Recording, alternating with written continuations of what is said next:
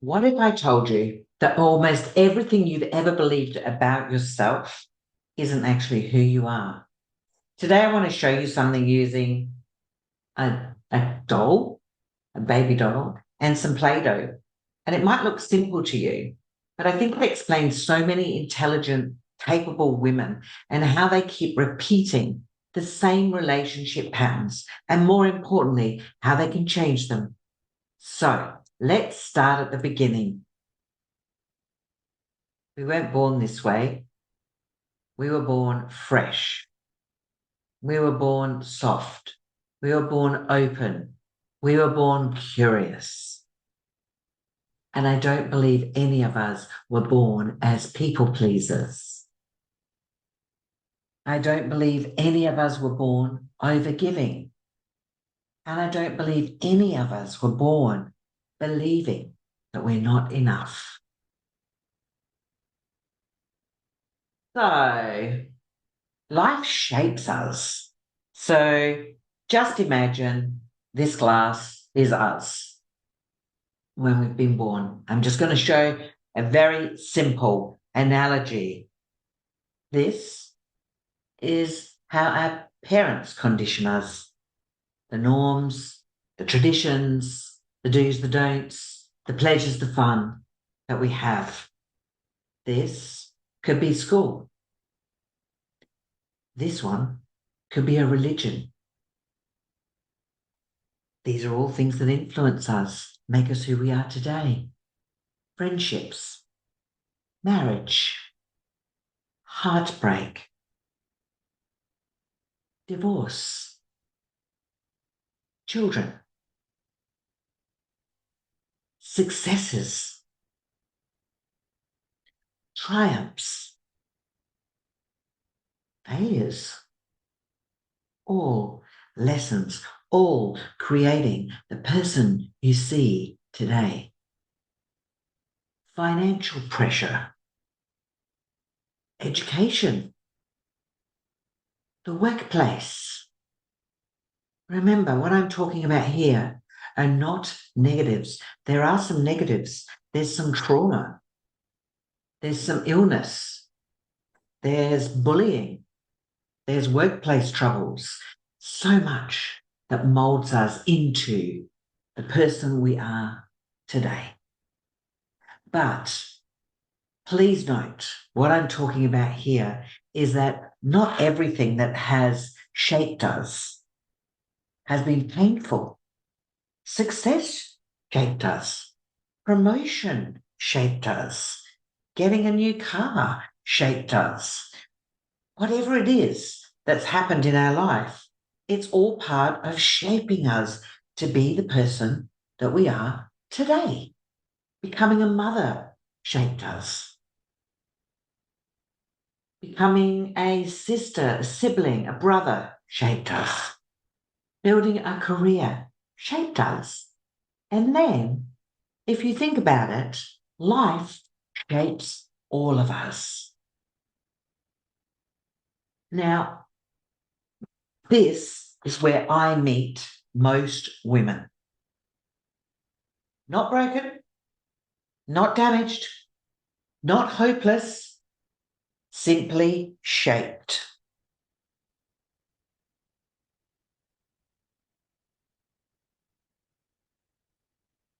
Pink and purple hair, pink and blue hair.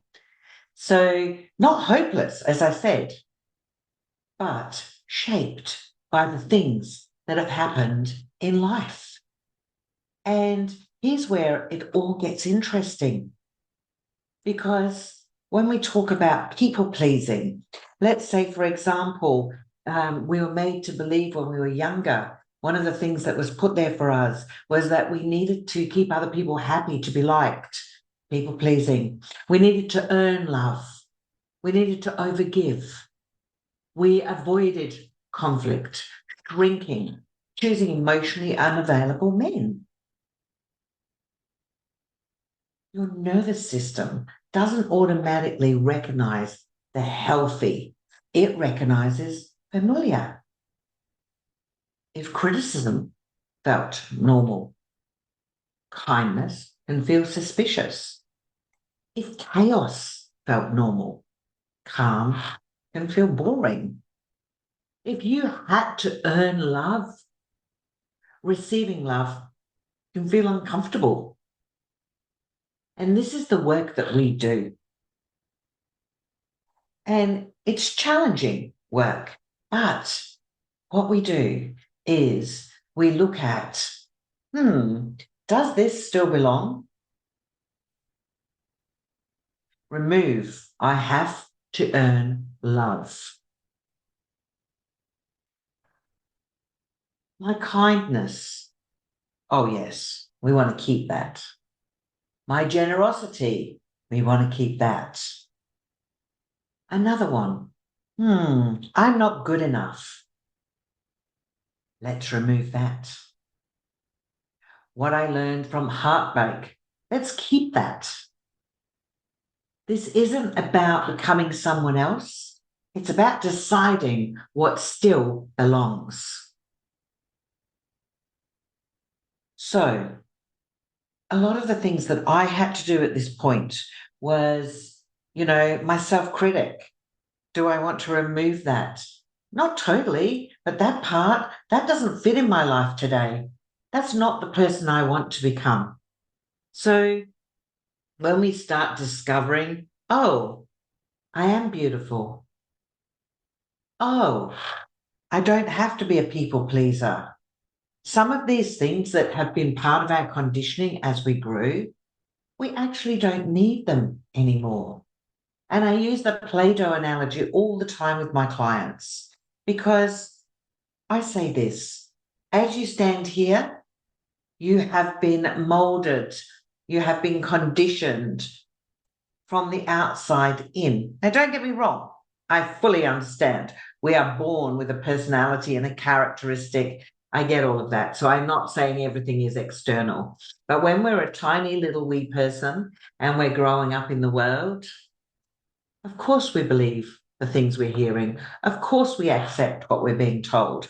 Then later, when we get a bit older, we might become a bit rebellious, i.e. getting pink and blue hair, and we may start rejecting some of those beliefs. But the most important part is when you actually really start getting clear about who you are, who you want to be, and what you actually want with you in your life from all of your life lessons, be they negative, positive, happy, sad, it matters not. All of them brought you to where you are today. And I want you to think of it this way.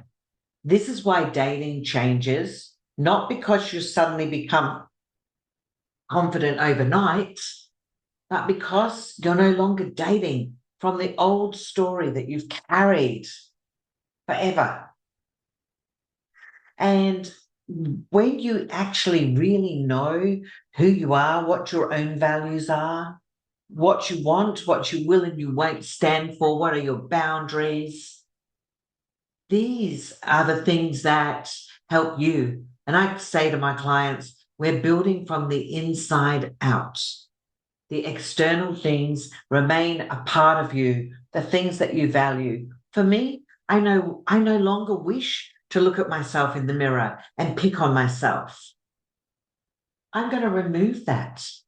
I no longer wish to be what they want me to be so that I can be accepted. I remove that. That is an old story that's been with me for a very, very long time. And some of these things that we're talking about here, they have been there to protect us. And oh my goodness, they have protected us. It's almost like your inner self saying to you, Kaz, don't question it, just accept it. Otherwise, they won't like you. Just do what they want. Otherwise, they won't like you. And then you'll feel sad and alone. And if you think about it, it's those things that made me a people pleaser, that made me put my own life on hold and go for other people's dreams. So remember, she still has Play-Doh, just less. She hasn't become somebody new. She's become more herself.